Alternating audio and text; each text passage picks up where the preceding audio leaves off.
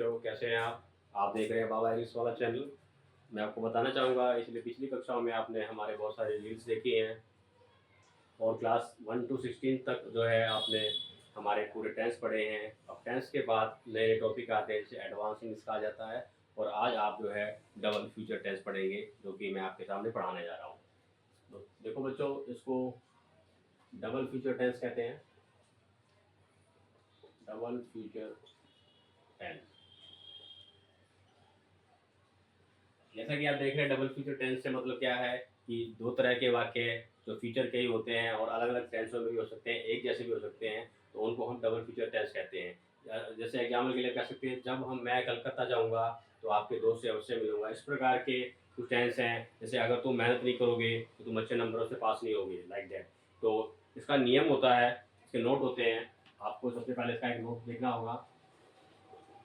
Note number 1, ठीक है। Note number 1 कहता है, जब फ्यूचर के किसी एक वाक्य में दो ऐसे वाक्य आ जाएं तो उसमें एक अधूरा हो और दूसरा पूरा हो, तो अधूरे वाक्य को हम जो है मतलब कि प्रेजेंट इंडेफिनिट टेंस बनाते हैं और पूरे वाक्य को हम जो है फ्यूचर के उसी टेंस बनाते हैं जिसमें वो होता है। ठीक है, तो इसको रूल को मैं लिख देता हूँ, आपको ऐसे याद नहीं रहेगा। ठीक है बच्चों, आप देख रहे हैं अपना बाबा इंग्लिश वाला चैनल। जब फ्यूचर के किसी एक वाक्य में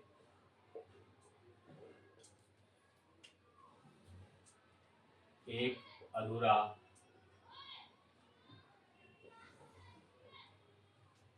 वाक्य और दूसरा कंप्लीट हो या पूरा कहो, एक ही बात है, कंप्लीट वाक्य आता है, तो अधूरा वाक्य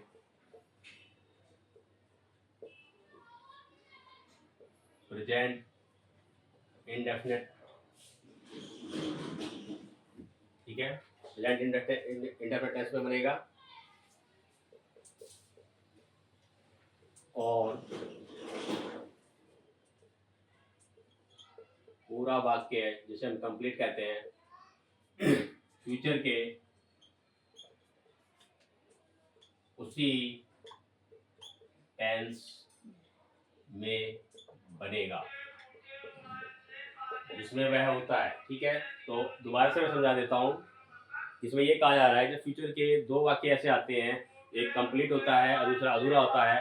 तो अधूरे वाक्य को जो है हम जो है प्रेजेंट इंडेफिनिट टेंस में बनाते हैं और पूरे वाक्य को उसी टेंस में बनाएंगे जिसमें वो फ्यूचर के जिस टेंस में होगा, लाइक जैसे फ्यूचर कंटिन्यूअस, परफेक्ट, या जो भी आपका जो भी टेंसेस 4 प्रकार के होते हैं, उसी प्रकार के टेंसों में वो बनेगा। ठीक है, तो फॉर एग्जाम्पल लेते हैं इसमें हम।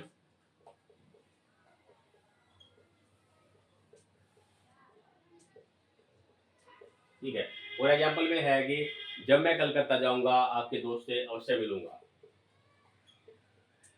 जब मैं कलकत्ता जाऊंगा आपके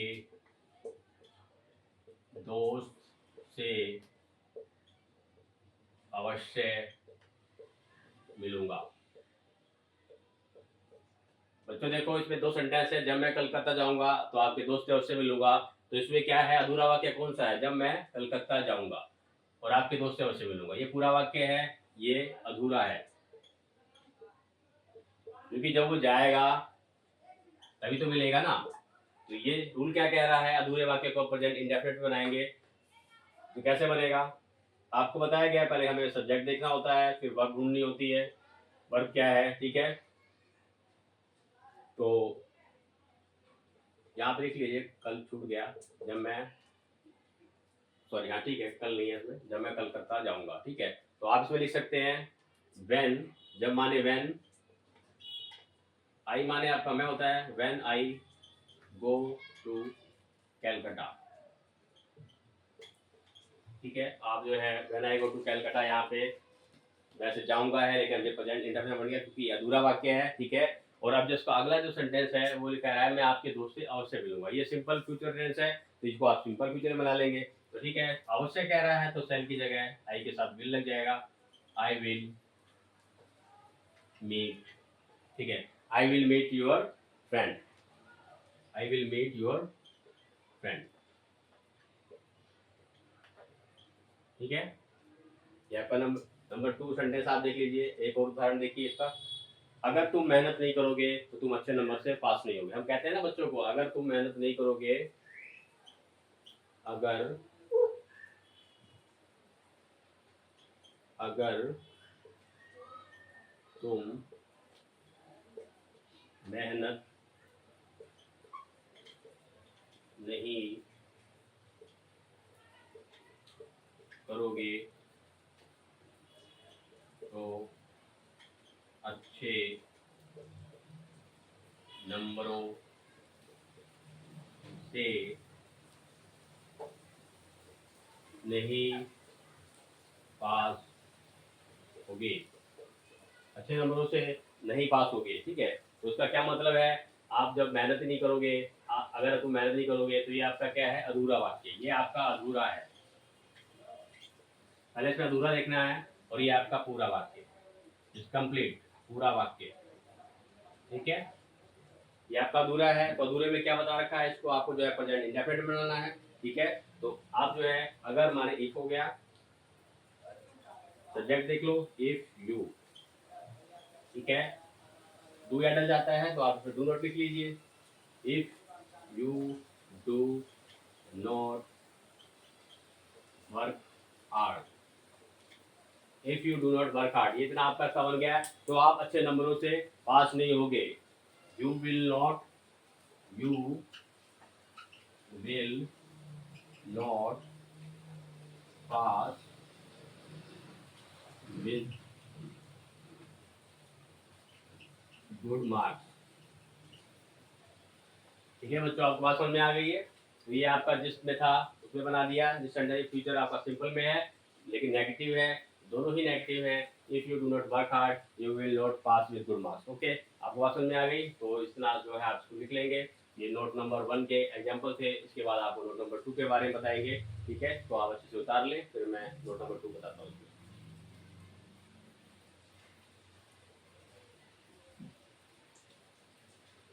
तो आप देख रहे हैं, देखो अब आपने पढ़ा था अभी तक, अब मैं आपको नोट नंबर 2 बता रहा हूँ इसी चीज़ का, ठीक है। 3 नोट होंगे टोटल इसमें, आप नोट नंबर 2 पढ़ रहे हैं। तो नोट नंबर 2 कहता है कि यदि अधूरा वाक्य जो है फ्यूचर कॉन्टिन्यूस में होता है तो वह फ्यूचर कॉन्टिन्यूस में बनता है, ना कि प्रेजेंट इंडेफिनिट में, ठीक है। यानी कि सीधी सीधी बात हमें याद रखनी है कि जब हमारा टेंस फ्यूचर कॉन्टिन्यूस में है तो वो अधूरा है, लेकिन फिर भी जो है उसे हमें फ्यूचर कॉन्टिन्यूस में ही बनाना है, प्रेजेंट इंडेफिनिट में वो नहीं बनेगा, ठीक है। समझिए बच्चे, अब दो लिख लेते हैं। यदि अधूरा वाक्य फ्यूचर कॉन्टिन्यूअस में है तो वह प्रेजेंट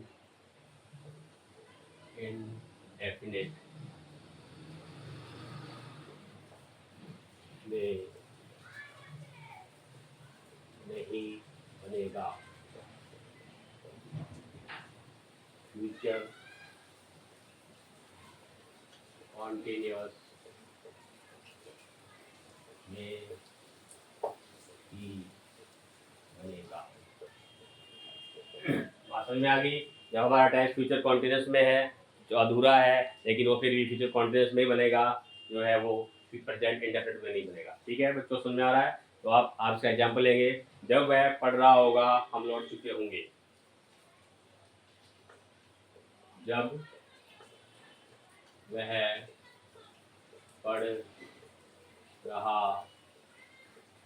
होगा हम लौट चुके होंगे, ठीक है। आप इसमें क्या है, अधूरा वाक्य जब पढ़ रहा होगा, जब वो पढ़ रहा होगा तभी तो हम लौटेंगे ना। ये आपका अधूरा वाक्य है, तो जो है ये आपका उसी चीज़ में बनेगा, फ्यूचर कॉन्टिन्यूअस में ही। तो लिखेंगे जब माने बहन, और ये आपका सब्जेक्ट हो गया ही, वैन ही, और ये आपका पूरा जो है वर्ब है, पढ़ रहा होगा, उसका पढ़ना होता है स्टडिंग, ठीक है। और ही के साथ विल लगेगा। और फ्यूचर कॉन्टिन्यूअस का क्या रूल होता है, सब्जेक्ट विल और shall plus be plus verb की first form plus ing plus subject. आपको पिछले टेंसों में हमने समझाया है, आपको यहाँ ये बात नहीं समझ में आ रही है कि वर्ब क्या है, क्या रूल है, तो आप हमारी पूरी क्लास 1 to 16 देखें, उसमें सारे टेंस हमने विस्तार से पढ़ाए हैं आपको, ठीक है। तो मैं आपको फिर भी बार बार रिपीट कर देता हूँ कि ताकि आपको याद रहे। तो व्हेन ही विल बी, ही अपने आप आएगा, ये रूल में है, studying, when he will be studying, ठीक है। We shall have reached home, we shall have reached home, ठीक है। अब आपका ये बात समझ में आ गई है कि आपका अधूरा वाक्य है तो वो फ्यूचर कंटिन्यूअस में ही बनेगा, ठीक है। अब इसमें बच्चों देखो नोट नंबर 3 है, वो भी आप देख लो, बहुत जरूरी है, ठीक है।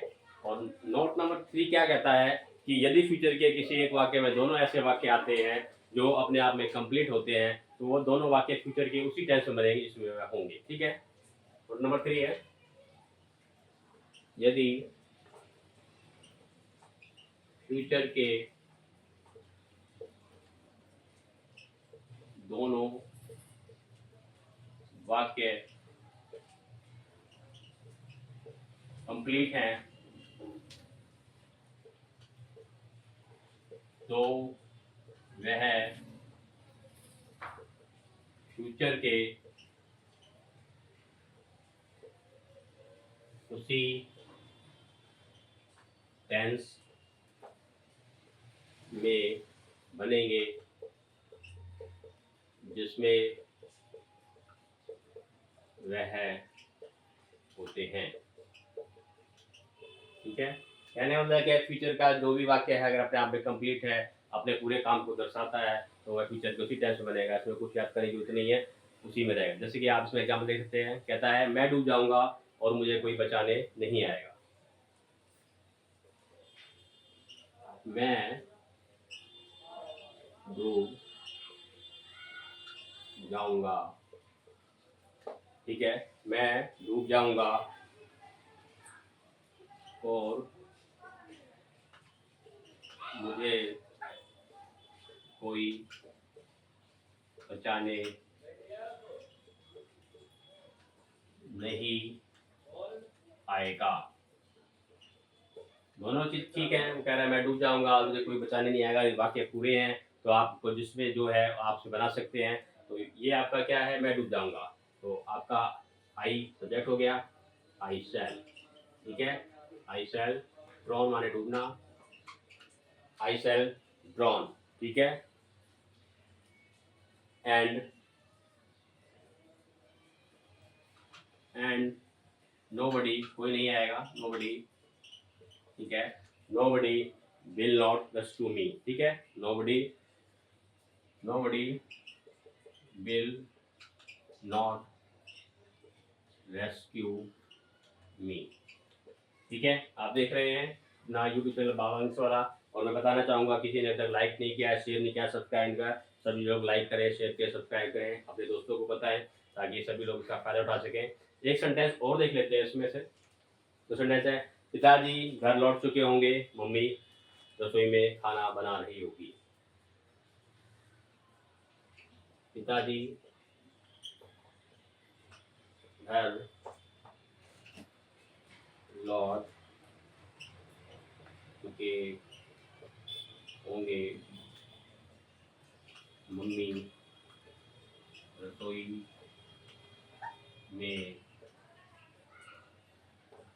खाना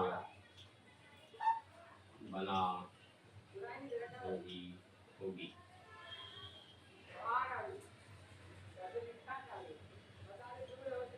ठीक है, पिताजी घर लौट चुके होंगे, पूरा है, लौट गए हैं वो, और मम्मी खाना बना रही है। दोनों चीज़ अपने आप में पूरी है। ठीक है, आपका पहला सेंटेंस जो है फ्यूचर परफेक्ट टेंस में है और दूसरा जो है फ्यूचर कॉन्टिन्यूस में।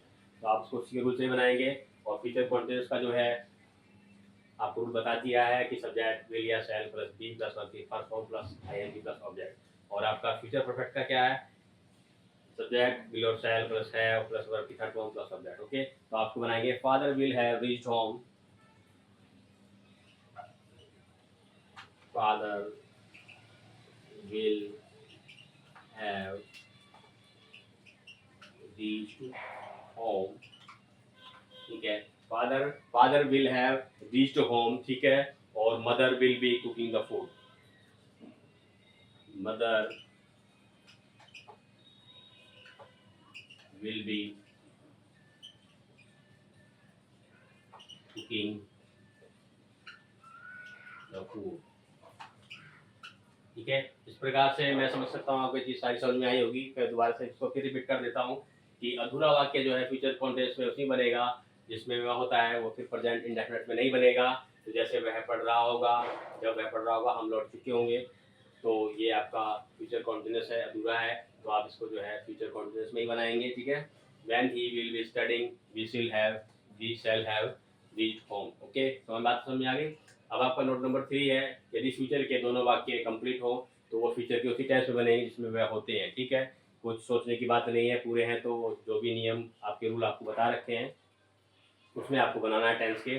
तो मैं डूब जाऊंगा और मुझे कोई बचाने नहीं आएगा, तो वह डूब जाएगा पूरा वाक्य है I shall drown and nobody will not rescue me. ठीक है, तो ऐसे अगला आपका सेंटेंस है, पिताजी घर लौट चुके होंगे और मम्मी रसोई में खाना बना रही होगी। ठीक है, तो father will have reached home और mother will be cooking the food okay in the kitchen. आगे बात सुन लें, will be cooking the food in the kitchen. देखो, रिपीट करने में कुछ चीज़ें होती हैं जो कई बार रह जाती हैं। ठीक है, उसको जो है आप लिख सकते हैं। जब आप रिपीट करते हैं, रिवीजन इसीलिए होता है, रिवाइज किया जाता है। तो आपको जो है ये चीज़ समझ में आई होगी और मैं चाहता हूँ कि आप हमारे वीडियो को ज़्यादा से ज़्यादा लाइक करें, शेयर करें, सब्सक्राइब करें, ताकि ये चीज़ें सबके साथ पहुँच सके और हमें भी इसका जो है प्रोत्साहन मिले और हमें भी आपके हमें लगे कि हाँ बच्चे हमें देख रहे हैं और हमें और वीडियो बनानी चाहिए ताकि आप सबका भला हो सके और हमारे चैनल का भी। ठीक है, तो ओके, लाइक करें, शेयर करें बाबा इंग्लिश वाले को। थैंक